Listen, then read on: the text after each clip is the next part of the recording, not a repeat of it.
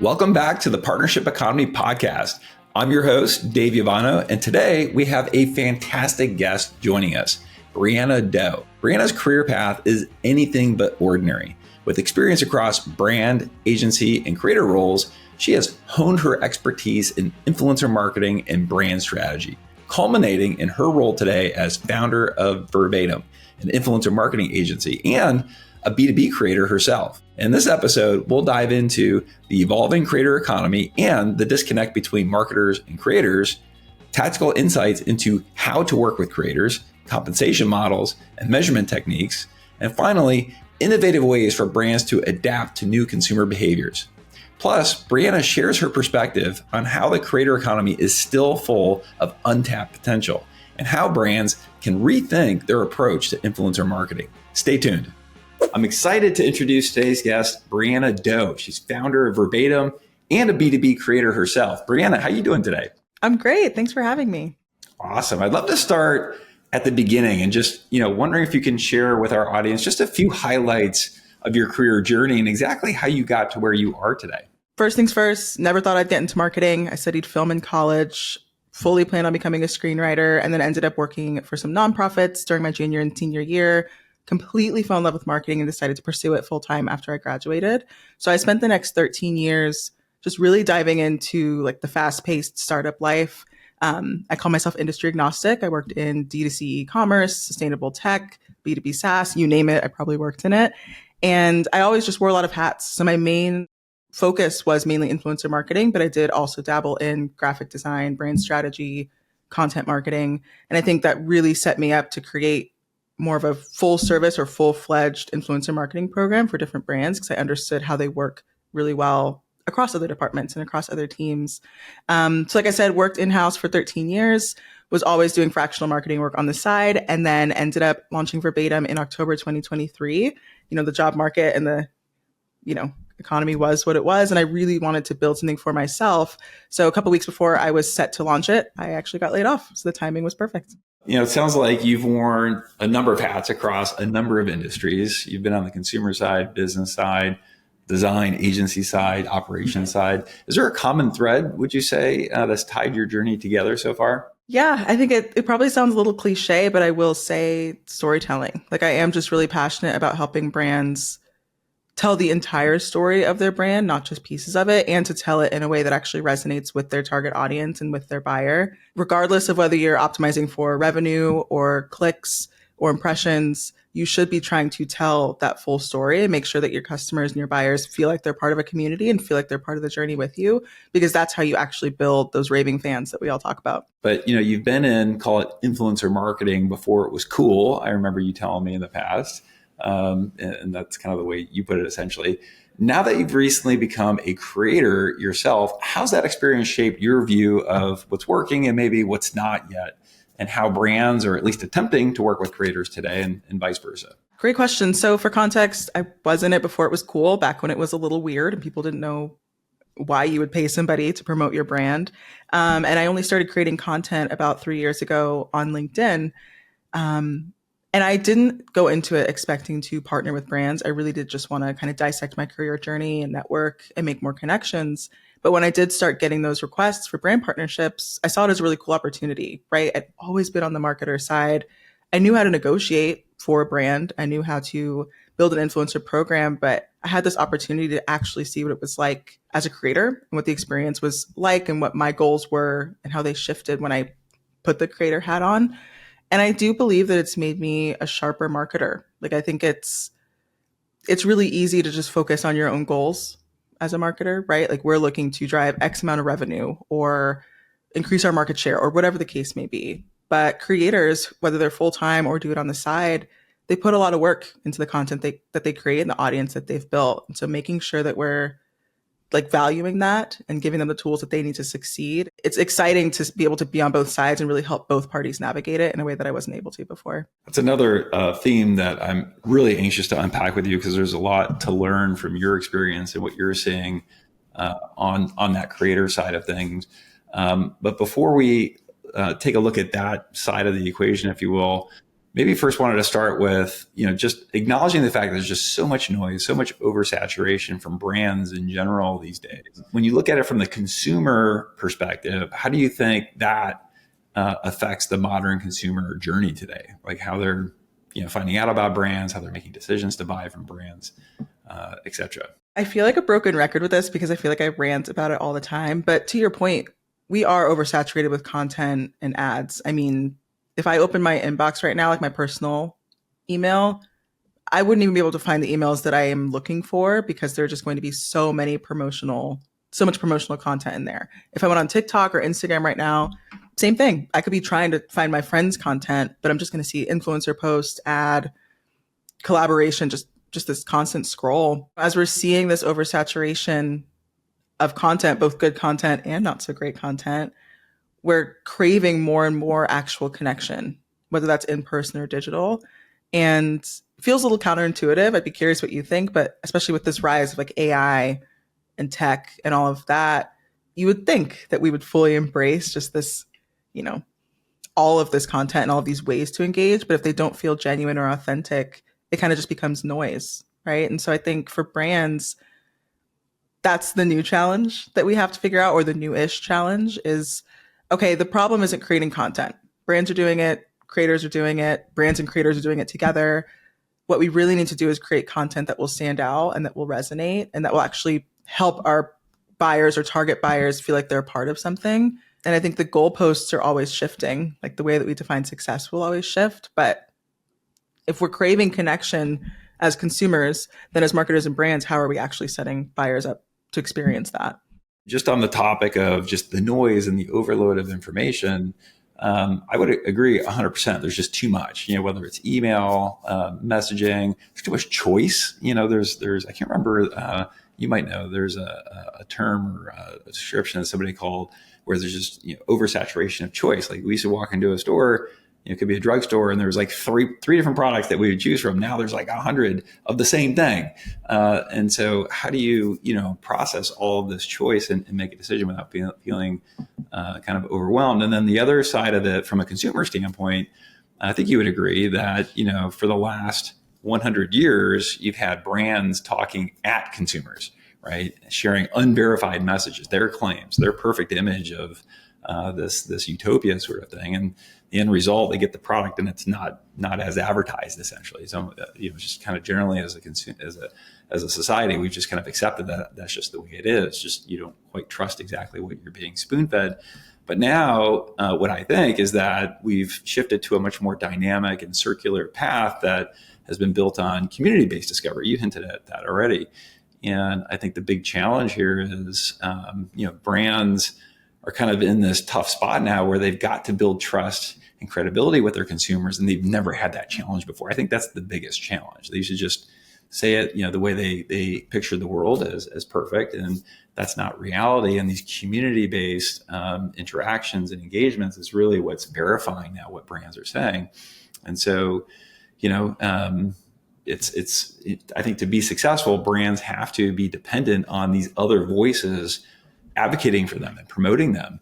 You get any tips on how we can urge brands to prioritize this and potentially even measure trust and credibility in that way? Trust and credibility are huge. And I think we like to talk about social proof when it's positive or when it benefits the brand, right? Like when we're getting the good reviews and customers are happy. Social proof can also work against you. Like if you're getting a lot of bad feedback or just negative feedback, that's proof for your customers or, potential customers as well. And so first things first, yes, definitely prioritize it. And I think the way you go about it, there are multiple ways to. One thing I would recommend is leveraging or leaning into your customer base. The people that are already using the product or the service, the people that have been with you for a while or that you have retained and haven't churned, what do they love about it? Like, how can you incorporate them into your marketing strategy, right? And what kind of social proof can you kind of glean from them and leverage? I always recommend starting with your customers. It's a lot easier to get somebody to talk about your product if they're already using it and they love it than it is to bring in somebody completely new. And I would also recommend, like, if you are going to partner with influencers, and we're going to dig into this a bit, like strive for longer term partnerships, because it's a lot harder to build trust off of 2 sponsored posts, right? Or 1 collaboration than it is a longer term, like more intentional or deliberate partnership where the creator is able to build trust indirectly for you, like with their audience over time, as opposed to relying on just a few pieces of content. So I think that's definitely a good place to start. And when it comes to measuring it, I mean, social listening is going to be your best friend, right? And just tracking like the brand sentiment online. Not only do brands want longer term partnerships and relationships with these creators, but creators want the same thing. It takes time and effort to kind of understand each other, really get behind each other and, advocate, essentially for each other and kind of make that work. It's hard to, keep rinsing and repeating. This isn't a transactional, sort of partnership.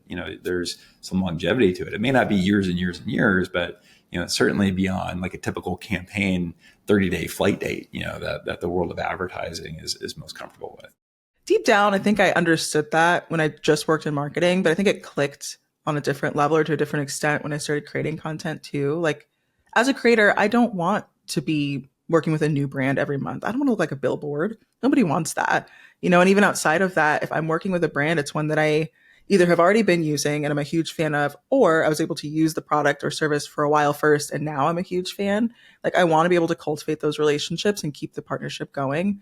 And so longer term partnerships just make sense for both parties, right? Now, if it's not a good fit, you don't have to force it. But I think you bring up a good point. Like it is important to remember creators want that too. Most of them aren't looking to rinse and repeat every couple of weeks. They're a creator's relationship with their audience, right? They want to be authentic and true to them. And if their audience sees them switching from one brand to the next, all of a sudden this seems like a sales pitch, right? That they're just, being a cheesy salesperson, if you will, and they're not really believing in what they're saying. And, trust starts to diminish essentially. I think that's a big part of it. Yeah, people are wary. I mean, I'll be honest, I am too. Like as a consumer, I want to know if when a creator that I trust posts about something that they're posting about it because they want to, or they're disclosing that it's a paid partnership.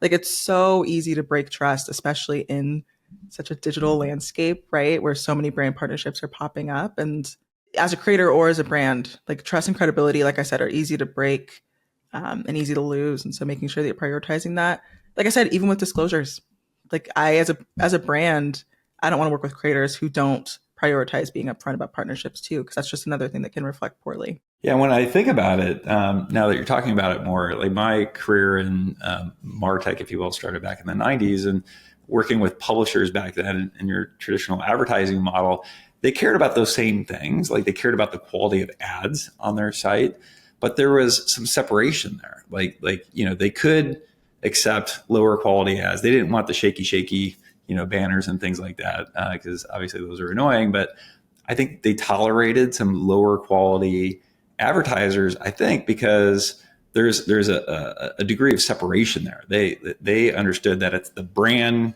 running the ad. Their content is separate from the ad, if you will.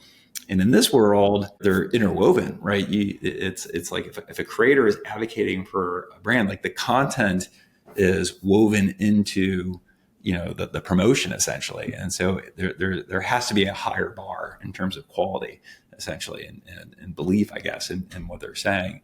Otherwise, you're going to get the unsubscribes, you're going to get the comments, it's going to detract from their product essentially.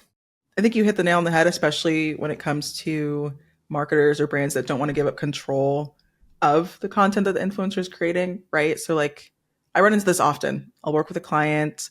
They're really excited to work with influencers. They have all these ideas. But then when the influencer starts drafting content, they want to change all of it, control what they're saying, control the narrative, control the messaging. And as a creator, I think it's easy to get frustrated. But as a brand or a marketer, there's so much on the line, right? Because to your point, it's just a lot different than like a third party ad. And it's a lot easier if you can control it from beginning to end. And it's understandable, to be honest. I mean, if brands for the last 100 years have developed a certain muscle memory that they control everything, they control the image, they control the narrative, they control the message, and they're now thrown into this world where they've got to give up some of that control. It's hard. I think it takes time for them to embrace that, truly understand it, get behind it, and be comfortable with it. I do think that we're making progress. What are you seeing on that front?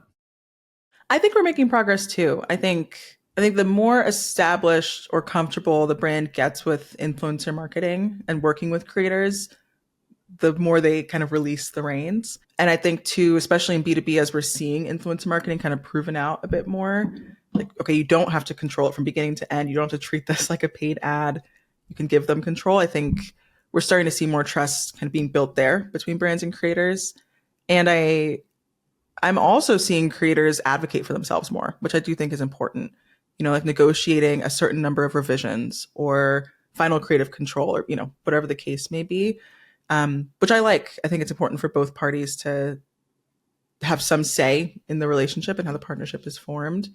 The brands that I see struggling with it the most are the ones that are brand new to influencer marketing, which makes sense. To your point, like it makes sense. If they've been operating a certain way, you're going to struggle to give up control at first. And I think as long as you're willing to put certain parameters in place to support the influencer or creators along the way, and especially at the beginning, it's going to make it easier to give up control, like a creative brief or messaging guidelines, things like that. And I think there's a bit of seasonality to it as well. We're getting a little tactical here, but as brands call it Cyber Week, let's say, they want a strong, outcome during a strong seasonal period. And they may have like an always on program where they're giving up more reins in programs with their creators, but it's crunch time. They need to, really push it. They may push more fixed fees, which I think are going to demand, they're going to just by default then, they're going to have certain guidelines that they're going to kind of require if the creator is to get this $100,000 budget, if you will, that's kind of fixed and guaranteed versus maybe performance-based or a combination of the two.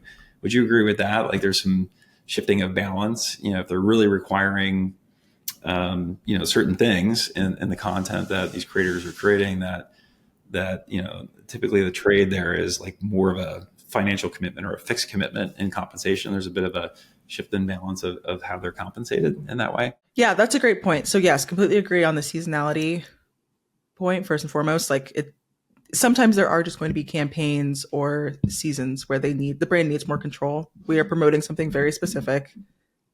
Here are the do's and don'ts. Please stay within these parameters. That makes perfect sense. And I agree on your second point as well. The financial, like the monetary compensation conversation, I just find really interesting because I am seeing creators essentially say, more delicately, like if you want this level of control over our partnership, this is my rate. Or if you want unlimited revisions, like, we're tacking on a couple extra $1,000 or 10,000 or whatever that plays out to. I do still see, generally speaking, pushback from brands in that regard until we have a conversation about it. But I think to my point earlier, that's where creators advocating for themselves comes in to a greater extent. And as the creator economy is booming and we have so many content creators popping up, they're starting to see that they do not so much have the upper hand, but they do have more leverage than they thought.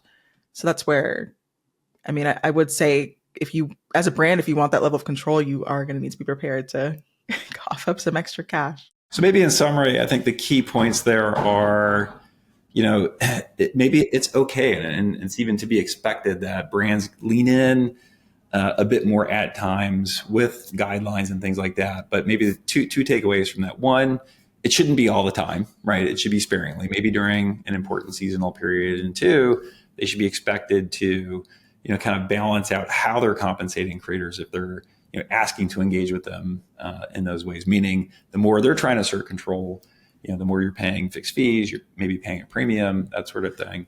But again, do it sparingly because it is going to cost the creator something, with regards to, trust and relationship with their audience, the more they do that. And that's not a good thing long term. Yeah, 1000%. And just to tack on one final thing to your first point, the brands that I see struggling with it the most, like struggling to give up control, are sometimes the ones that don't have a clear idea of what success looks like for the campaign either. So they just want to be able to control all of it because they're kind of figuring it out along the way. So I do think it's important as a team to step back before you start working with influencers and say, okay, maybe it's our first time doing this or one of our first times. How are we actually defining success? Is it impressions? Is it booked demos? Is it trial signups? Whatever the case may be, making sure that you at least have some understanding of that and have aligned as a team internally. I found it's a lot easier to then go to the creator and say, this is what we're trying to do. Here are our goals. How would you recommend? Like, what kind of content would you create for your audience that'll help us actually achieve those? So just a note there, that's important to remember. All right, Brianna, you mentioned that the creator economy is booming. Those are your words, not mine. We've touched on a few catalysts, but is there anything else that you think is behind this boom? Why do you think now is the moment for creators? I think there are a few reasons. One, not to be a downer, but the economy, people are stressed, right? And so we're seeing just an uptick in side hustles and side gigs. And then we're also seeing, this elusive life of a creator where they're able to have so much control over their finances and how much money they're bringing in, and they're doing all of these cool things.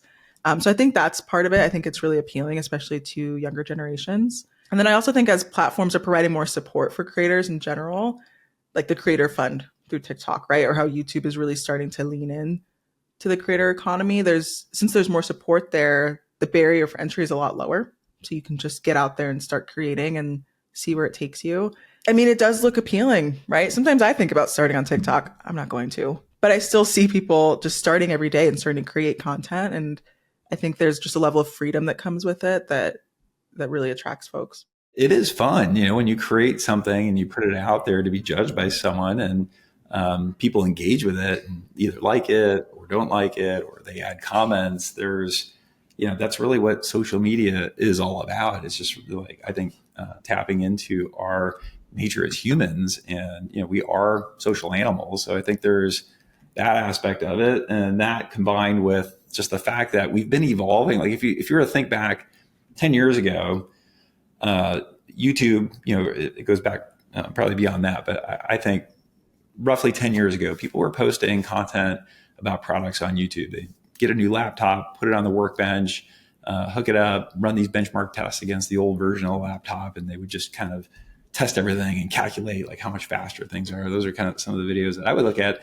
And they, the people who were doing that were just passionate about it, and they weren't really doing it to get paid for it. Maybe some were, but you almost, didn't want to, because it was almost like multi-level marketing or sleazy. If you were getting paid for some of that content, I think people did it more out of passion and social currency maybe.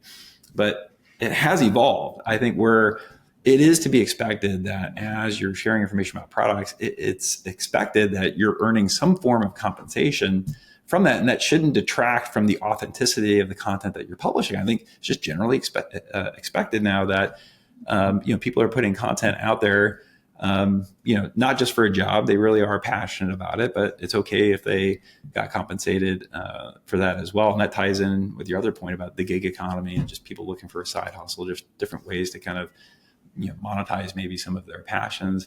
To me, I think that's a big part of it. Now it's kind of like even moving to, you and I will both share with our friends and family, things that we, would recommend. Yeah, I just love this thing. You got to check it out too. And, pretty soon it's going to be normal that, they're using one of your links and you're compensated, for that referral, even at that micro level.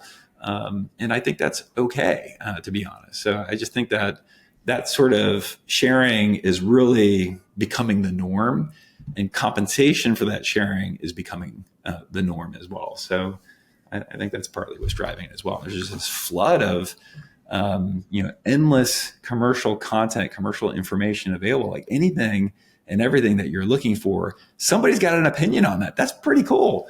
Compare that to, call it 20 years ago, where all you heard from was the brand, and there's no community to verify what was being told. And now you may find out about something through an ad or through some other means, but the very first thing that you're going to do as a consumer today is you're going to get online, see what other people have to say about it, get the straight scoop, both the good and the bad, and you're still going to buy, even though, there are some bad things said about it. That's reality. That's life. Nothing's perfect. I think that's the hardest thing, going back to the challenge that brands have. Like, they want everything to be perfect, but that's not reality. It's okay for people to share some of the negatives about a product. It doesn't mean that someone's not going to buy, essentially. And I don't know, I just like the evolution of reality, essentially, authenticity that everyone's being forced into. It's also raising the bar for brands to create better products, right? Because if you create a bad product, consumers are going to talk about it. You're not going to get repeat purchases. So quality goes up. At the end of the day, the consumer wins, right? They just get a much better experience. They get a better product, and I think that's all good generally in terms of our evolution. 1,000,001 great points in there. And I agree with you on the authenticity piece. Like, yes, as a brand, do we want it to be perfect? Do we want no bad reviews and everybody loves the product? Of course. But as a consumer, if I'm looking up a new product and I see like a 4.3 rating with 10,000 reviews versus a 5.0 rating with 10 reviews, I'm going to go with the one that's more realistic and where there's been just more honest conversation about the product. I think it's easy to expect perfection, but what consumers actually want is authenticity. And they want things that they know are going to work. And that's why we leverage like our communities and our friends and everybody else for their opinions. You alluded to it earlier with, I don't know if this is the official term, but decision fatigue is what I call it at least. I was talking about that with a friend the other day. It's exhausting. Like you have 10 of the same product, right, with 10 competitors. How are you supposed to pick one? You're going to probably go to the one that has the most honest reviews where a lot of people think it's great. Some think it's okay. Two people in South Dakota think it sucks, but that's the most authentic and real experience as a consumer. So completely agree. And when you mentioned, you're right. Like we are social animals. And as you were talking, I was thinking about, back in middle school and high school when Tumblr was big. I don't know if you were ever on Tumblr, but you weren't actually like you could gain followers, but you had no way of seeing how many followers somebody else had, I believe. It was really just about self-expression. And I think that's a really cool part of content creation too, is people are realizing to a greater extent, like, oh, I do have a voice and I can be heard and like I can express myself and people are interested in hearing that. And so I think that's the beautiful side of content creation that I think is also attributing to the rise. All right, let's talk shop for a bit here. As someone who has worked on the brand side, the agency side, the creator side, what would you say are some different ways that brands are working with creators today, right? From influencer to affiliate programs. Can you share any real life examples along those lines? Yeah, I mean, the most traditional version that we've all seen are just the straight up influencer programs, right? They pay X number of creators, X amount of money for certain number of posts. Posts are sponsored, posts go out, they have custom links, all of that. I think where the fun really comes in is when you're starting to see more of the hybrid models. So I'm seeing, especially in B2B, brands that are working with influencers or creators, but they're also really actually leveraging them as advisors. So they are, a good example is a company called Novatic. They pulled from their actual customer base, I believe, and found folks who have anywhere from like 5,000 all the way up to 250,000 followers. And they actually utilize their product feedback along the way and kind of integrate them into their marketing strategy more holistically. So I think that's incredible. I mean, I mentioned it earlier, but the more you can actually work with your customer base, the better. That's where you're going to get the most value. And then another model that I'm seeing is this focus on partly sponsored posts and traditional influencer content, but also just community-based activations, right? So like in-person dinners, micro dinners, micro networking events, sending an influencer or a creator to an event on behalf of the brand and creating content that way. I think it's just, it's a really cool way to kind of break the mold, especially right now. And I think for folks that either are content creators or marketers, like if they want to kind of create those more energetic and authentic experiences, the more that they can integrate into the whole marketing strategy, I think is crucial. So I love anything that brings people in person to actually connect. And then the final one I would say is kind of this hybrid affiliate and influencer model. I feel like they used to be very separate. You had like your affiliate partners and you had your creators, and we're starting to see the lines be blurred a bit there. I'm seeing it with some of my clients. So those are four that I'm seeing.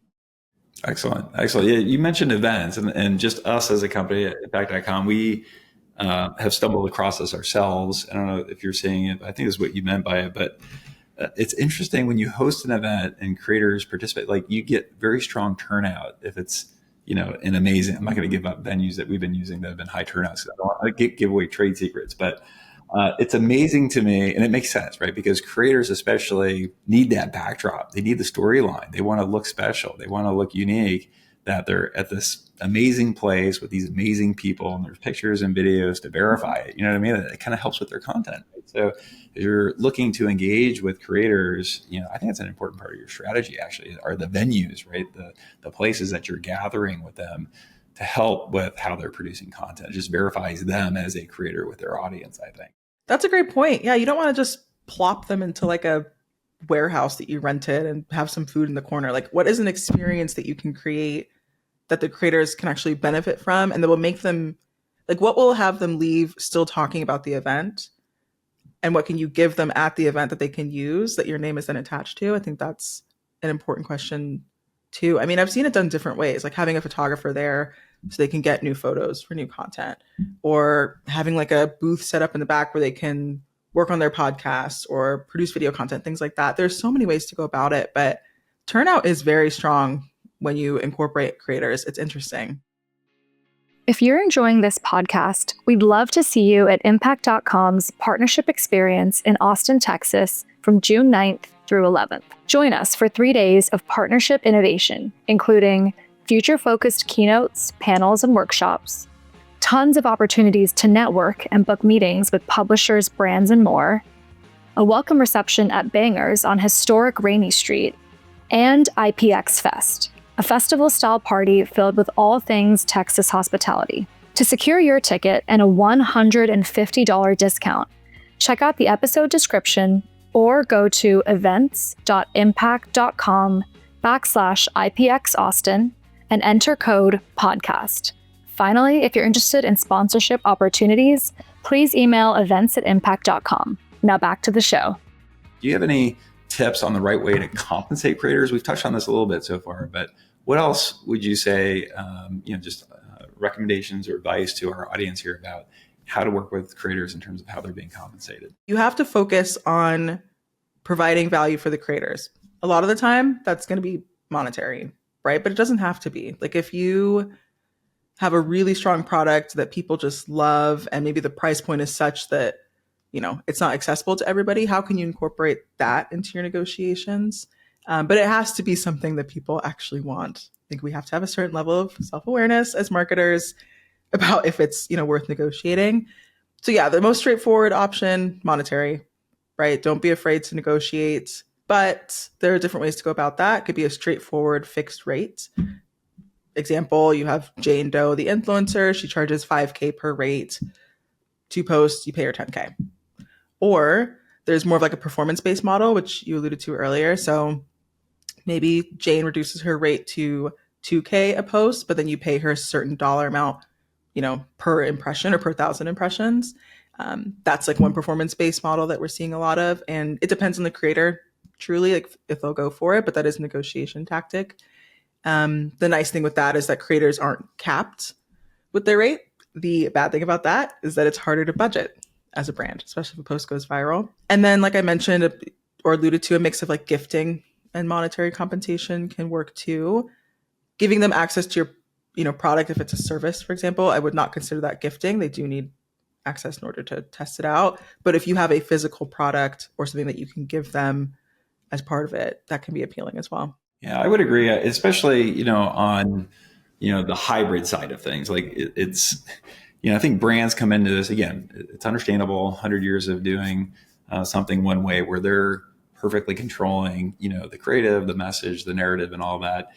And because they're giving that up, I think most brands, especially when they're new to partner-led marketing, is they feel because they're giving up that control, they shouldn't have to pay anything. It should all be performance-based.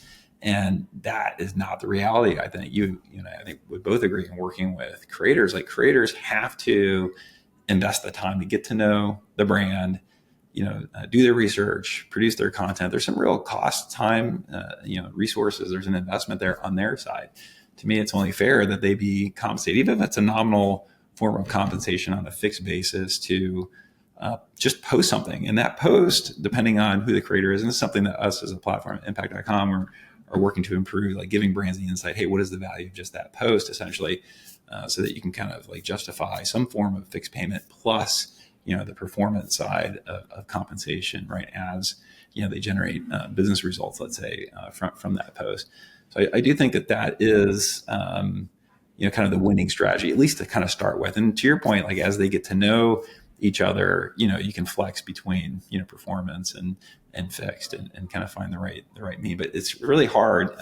Creators excited and motivated and I've seen some very abusive, I call it abusive, sorts of expectations where it's like, okay, I'm only going to pay you, commission on sales, and starting when sales first reach this threshold. It's like, are you kidding me? Like, who's going to work with you under those terms, right? And stop like punishing creators because you feel like you're having to give up control. Like that's not how it works in this world. I completely agree. And I just find it so interesting. Like, you want to work with this creator because they have taken the time to build this audience. Why should you not have to compensate them for the work that they've done to build that audience? You want access to it. I've always found that fascinating. But have you seen like the equity based model? Yeah, I'm No, starting to see a rise in that. no. How does that work? A brand gives, and it's not anything huge, but the brand will try and negotiate, like giving the creator 1%, or I mean, in some cases, like 5% equity and things like that, or stock in the company. I don't know how I feel about that. I think it's kind of like a long term, high stakes performance based model, in my opinion. But I'm starting to see that a bit, and I find it interesting. I don't know if I'd recommend it, but we'll see. I wonder if that's a bit of a play. I don't know if this is true or not, but when I see Shaq, for example, partnered up with Epson printers, the general insurance and things like that, my assumption is he's got some kind of equity deal with these guys. He's going to hit these commercials hard. He's going to use his brand to advocate for this brand. It's definitely a collab, if you will, between a celebrity and, maybe not a tier one, big kind of spender advertiser, but that he's having a significant impact on their sales by leveraging his brand with theirs. There's got to be an equity component to that. And if that's true, I think what you're saying makes 100% sense, essentially, in terms of, doing something similar, on a more distributed basis. So I'm going to research that and look into it. I think it's a great pro tip there. Also, I think brands are struggling with measuring creator partnerships, right? How do you think they should be measuring success? Make sure you're having this conversation before you start working with influencers. You can start having conversations, but before you actually partner with them, because there are a few different ways that you can go about it, and that the option you decide will determine how you partner with influencers, potentially which partners you decide to work with. So there are a few main ways. For some companies, it's just direct revenue, like revenue generated, how many people are using their link, things like that. For some, it's going to depend on the price point, the sales cycle, their industry, but you'll start to see instead how many leads can they generate for us, or did they generate for us? How did this impact pipeline? How many demos got booked? How many trial signups? Things like that. So not direct revenue, but still boosting their pipeline in a significant way. And then you have brands that are just more focused on brand awareness. So impressions in general, per post and per the campaign, general reach, like follower growth, engagement, things like that. And what I always recommend is having a primary KPI and then a secondary. So if your primary is lead generation, maybe your secondary is just tracking brand impressions or brand awareness. It's okay to have two. Just make sure that you're stack ranking them so you're not tracking or measuring for both equally. Because like I said, it's going to impact the types of creators that you work with. If you're focused on brand awareness, maybe you're going to end up working with some larger creators, but less of them to fit your budget. If it's, lead generation, maybe it's some smaller creators with niche audiences, but you're working with more of them, things like that. So important to align on that first. Yeah, tying this to the narrative that we've been discussing so far, 100 years of doing things a certain way, knowing how they've deployed the majority of their global ad spend, it's like reach and frequency sort of measurement, right? When you talk about working with creators, influencers in this way, those same measurements and buying mechanisms don't really apply. And I think that's the other challenge that brands are having, the resistance. It's understandable. And I think what you've laid out there, are ways in which brands are starting to kind of work through that. But obviously it needs to evolve, how they're measuring. Yeah, it needs to evolve. And I also think the way that we view the customer journey needs to evolve. I mean, it depends on your products and industry, like I mentioned, but the chances of somebody seeing one sponsored post and then converting or buying your product or signing up for your service, it's not always realistic. Most of the time it's not, right? And so understanding and actually accepting, unfortunately, that the customer journey isn't linear, but how can we just integrate like influencer marketing into everything else that we're doing and then put systems in place to track performance. But direct attribution, it can be tough, especially when you start bringing in creators. Considering the position that you've held on, different sides of the equation here, if you will, I just got to ask how you feel about like the disconnect and how marketers and creators communicate, right? Where can both sides essentially do better, especially when it comes to pitching and collaborating? I think both sides or both parties focus too much on their own goals and their own pain points. So I'll start with creators. So I have a friend actually right now who's trying to negotiate some deals, and she's like, well, I've had X amount of reach, or I always get this number of impressions, or my posts always go viral. And I asked her the other day, do you happen to know how much they were able to attribute to like generated leads or, direct revenue, things like that, or conversions? She had no idea. And I think that happens a lot with creators. And I was like, well, what you need to remember is that if they're not optimizing for a viral campaign or for brand awareness and impressions, that's not going to be as valuable to them. So do you actually have a deep understanding of their business outcomes and their goals for this campaign? And if they don't, that's what I recommend starting with. For creators, it's important to think of the marketer or the brand as your customer. Like, what are their actual pain points? What are they trying to solve for? And then how can your content or how can your partnership with them help them reach those goals? If you can put that hat on and understand what they're trying to accomplish, you're going to be in a much better position when you're negotiating, because you're going to understand how to speak to what it is that you do and how it will benefit them.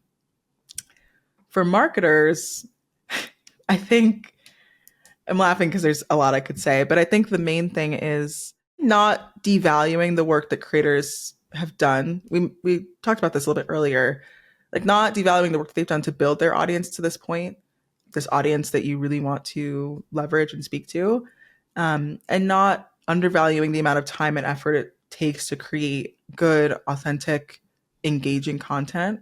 It looks easy because they've been doing it for a long time and because they make it look easy, but it is hard work. I see so many negotiations and conversations where the creator leaves feeling frustrated or like they're not taken seriously. And you don't want a creator to leave a conversation feeling that way, whether you work with them or not. Because unfortunately, with social proof, the conversation doesn't end once they do the post or once the conversation ends, right? They can still talk about the brand. Making sure that creators leave with a positive feeling about your brand, whether you work with them or not, and also understanding you can negotiate to stay within your budget, but you need to negotiate in a way that actually still respects the work that the creator does. I'm definitely aligned with you, I think, and the vibe that I picked up when you turn the conversation to marketers and brands and what they need to do to communicate better. Because to me, the expectation is higher for that group. Creators, a lot of these guys are just sole proprietors. They're individuals. They're not professional business people by and large, right? They're out there, publishing content that they're passionate about. And so I personally expect more from marketers to show more empathy. I loved your first point, which was stop focusing so much on yourself and, try and learn and understand the other side of the table a little bit better. And my point is I personally expect more from marketers on that end than I do creators, just because they are the professionals who've been doing this for a very, very long time. When I talk to both brands and creators, what's interesting to me is that creators refer to themselves as creators. And you and I have interchangeably used this word throughout.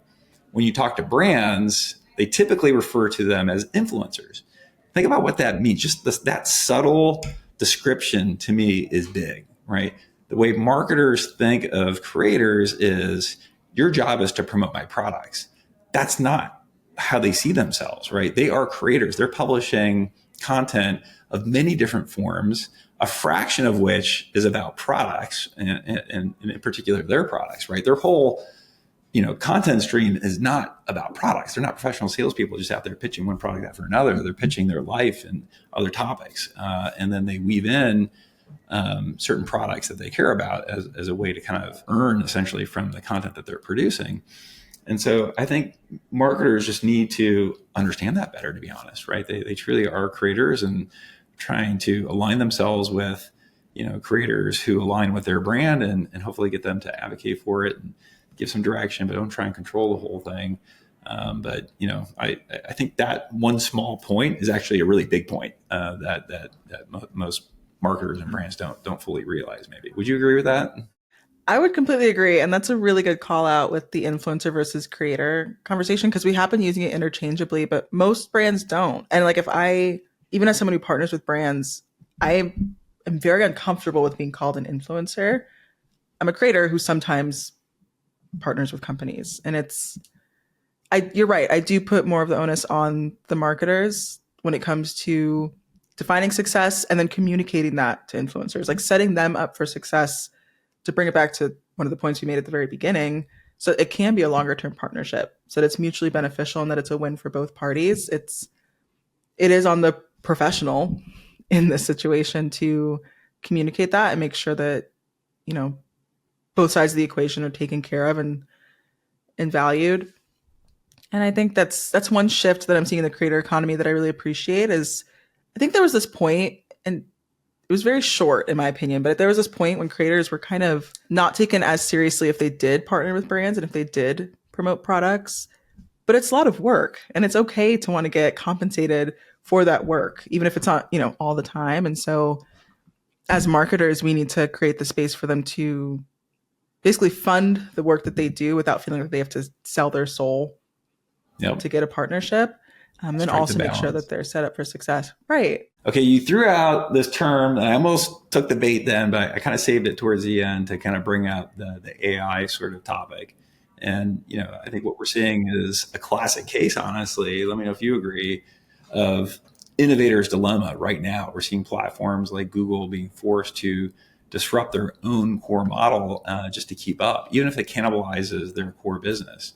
So, for example, I'm sure you've seen it, like Google's got to surface, those AI answers at the very top. If you think about that, like they're you do a Google search result, there's a paragraph description that's ChatGPT like essentially. And that was like the most valuable real estate on the internet for decades, right? The sponsored listings, right? Top three placements. That's been now replaced with just a paragraph of information. And so that's kind of, killed sponsored listings. It's, kind of pushed, SEM, paid search further down the page. It's basically minimized SEO. So there's just a lot of disruption, I think, happening within just the search channel. And then, on the other end, you've got users that are just skipping Google altogether and instead searching directly on platforms like TikTok. With all this disruption to traditional discovery and ad channels, how do you think brands should be thinking about deploying budget and scaling creator-driven channels? It is funny, a couple of years ago, or maybe a year ago, when people were starting to talk about this idea of social SEO, I didn't believe it. I was like, who's going on TikTok to search for things? Now, I'm embarrassed to say, I basically only use TikTok to search for things. So we are seeing this shift, to your point, into social SEO. You've mentioned this a few times, and I think it's spot on. Like, brands have done advertising a certain way for 100 years. You do 50% of your budget for SEM, 50% for paid social, whatever the case may be. That's it. Maybe you have something left over for influencers now because that's the new thing. But things are changing very quickly. You can still allocate that budget, to paid search and paid social, but the ROI is just steadily declining. And with this oversaturation of content that we keep referring to, you're just fighting more and more and bidding more and more money against other competitors that are doing the same thing. If you go to Google right now and, just type in a question, you will start to see like posts from social platforms pop up near the top. So that is becoming very real and very useful. And I think brands need to take notice of that. And what does that mean for the way that they're showing up on social in general, for organic, but then also from an influencer perspective? I think right now, it might seem like the creator economy and influence marketing is just a very saturated space, but there is still a lot of evolution happening there, and there's still a lot of space to start and grow and win. And so I think, when we talk about longer term influencer partnerships, it's not just about, okay, how many posts do we want them to do over the next 6 months, but how can we incorporate this into our SEO strategy, right? And if we are taking 15% of our paid search budget and allocating it to influencers, are there certain keywords that we are trying to optimize for, or things that we're trying to refine so that we can still see the results, at least some version of the results that we used to? I will say, for the brands that are just sticking to the status quo and aren't really even testing or experimenting, it's a losing battle. Yeah, I think when you look at Google was predicated on PageRank, right? The algorithm that indexed a page. And, those pages were created by publishers. I think the big change now, and tell me if you agree, is that creators are the new publisher. Creators are the new affiliate. And the reality is they are publishing in very different ways that maybe, PageRank doesn't quite. I mean, you just mentioned that it seems like maybe they found a way to kind of weave those social posts into their search results. So maybe Google is updating the algorithm and accounting for that, but they're not going to be able to do that fully, essentially.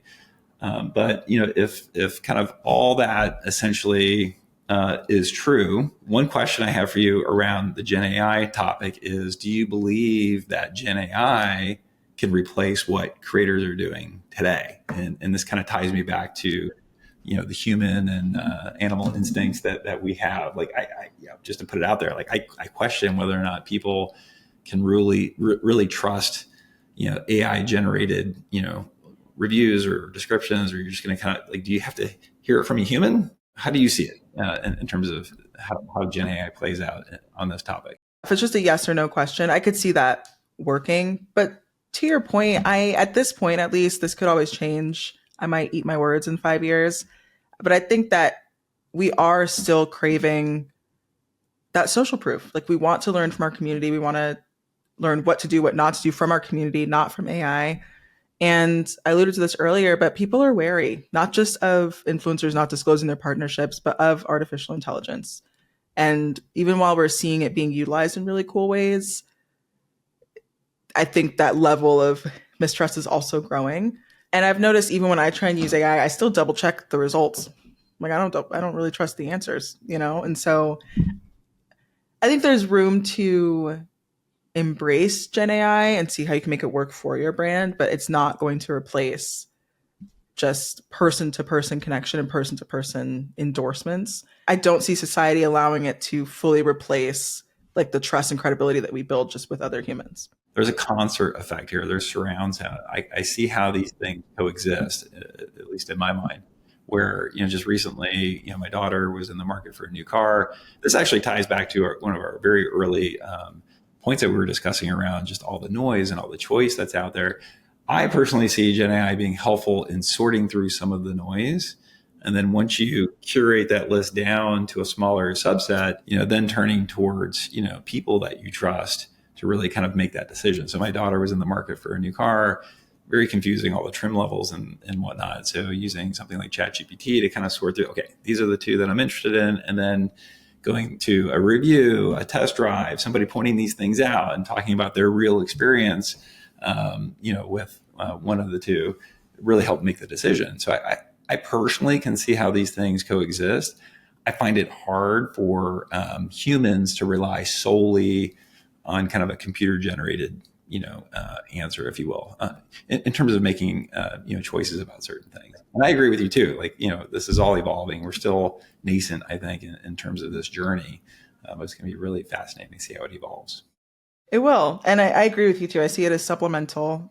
It will be interesting to see how it evolves. I think especially with, the rise of AI influencers and stuff, I think it's an area to keep our eyes on, but I wouldn't worry about it yet as a brand.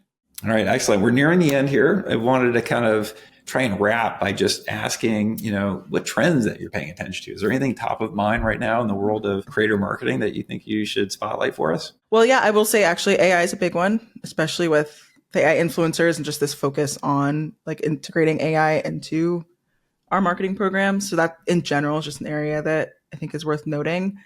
And also we talked about this earlier, but events like these in-person connections where they're integrating creators into it, I think is really fascinating. And it's a growing space. We've seen it in B2C for a long time, right? We see like the pop-ups, the influencer trips, the events, things like that, but we're also seeing it in B2B in a new way. And so I think those are two areas that I find really interesting. One I find more exciting than the other, but it's definitely interesting. Excellent. And that is a wrap. Brianna, I want to thank you so much for joining us on the Partnership Economy podcast. And to our listeners, thank you for tuning in. We'll see you next time. I really enjoyed my conversation with Brianna, especially her thoughts on why and how brands should prioritize trust and credibility in their partnerships. She made an excellent point about balancing brand control with creator autonomy. The most effective creator partnerships aren't just about hitting brand marketing goals, but also ensuring that creators feel valued and that consumers feel a sense of belonging. And when it comes to measuring success, she highlighted the importance of setting clear KPIs, whether it's brand awareness, lead generation, or direct revenue, so that brands and creators are aligned from the start. Another one of the biggest takeaways for me was the shift from traditional influencer marketing to a more community-driven approach, leveraging real customers, micro events, and long-term partnerships. Finally, I loved her perspective on the future of marketing. With the decline of traditional SEO and advertising, there's no doubt that brands that embrace creator-led content will be the ones that stand out. It's clear that there's still so much room to innovate in this space, and it's exciting to see how partnerships between brands and creators will continue to evolve. A big thank you to Brianna for sharing her expertise with us today. And to all our listeners, thank you for tuning in. We'll see you next time on the Partnership Economy Podcast.